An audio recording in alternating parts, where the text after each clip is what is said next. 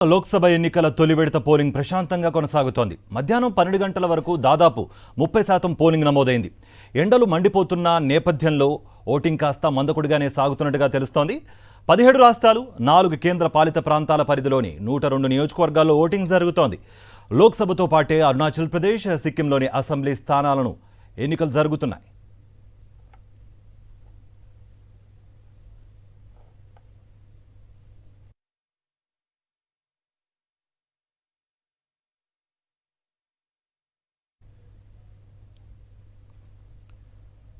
గుజరాత్ రాజధాని గాంధీనగర్లో లోక్సభ నియోజకవర్గం బీజేపీ అభ్యర్థిగా కేంద్ర హోంమంత్రి అమిత్ షా నామినేషన్ దాఖలు చేశారు. పార్టీ నేతలతో కలిసి వెళ్లి రిటర్నింగ్ అధికారికి నామపత్రాలు సమర్పించారు. ప్రస్తుతం గాంధీనగర్ నుంచి సిట్టింగ్ ఎంపీగా ఉన్నారు అమిత్ షా. వరుసగా రెండోసారి ఇక్కడి నుంచే పోటీ చేయనున్నారు.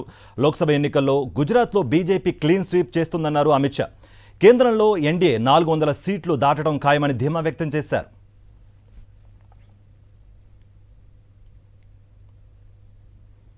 తమిళనాడు బీజేపీ అధ్యక్షుడు కోయంబత్తూరు అభ్యర్థి అన్నామలై సంచలన ఆరోపణలు చేశారు. కోయంబత్తూరులో ఓటర్లను ప్రభావితం చేసేందుకు డీఎంకే, అన్నాడీఎంకే 1000 కోట్లకు పైగా ఖర్చు చేశాయని ఆరోపించారు. లోక్సభ ఎన్నికల తొలి దశలో పోలింగ్లో భాగంగా కరూరులోని ఉత్తుపట్టిలో ఓటు వేశారు అన్నామలై. కోయంబత్తూరులో బీజేపీ డబ్బు పంచినట్లుగా నిరూపిస్తే రాజకీయాల నుంచి తప్పుకుంటానని ద్రవిడ పార్టీలకు సవాల్ విసిరారు.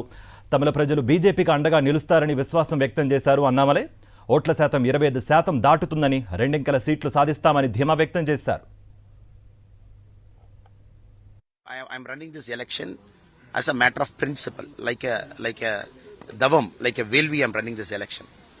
If the intelligence, Tamil Nadu police, DMK, ADMK, what they are doing in Coimbatore, everybody is seeing. More than 1,000 crores they are spent in Coimbatore. If they can bring one voter and make them to stand before the media to say that some BJP guy is trying to influence them, I will leave politics the same day. Because I am running this election as a matter of principle. And that's how I'm seeking votes based on what we have done, based on me as a person, based on what we intend to do for Coimbatore in the next 5 years.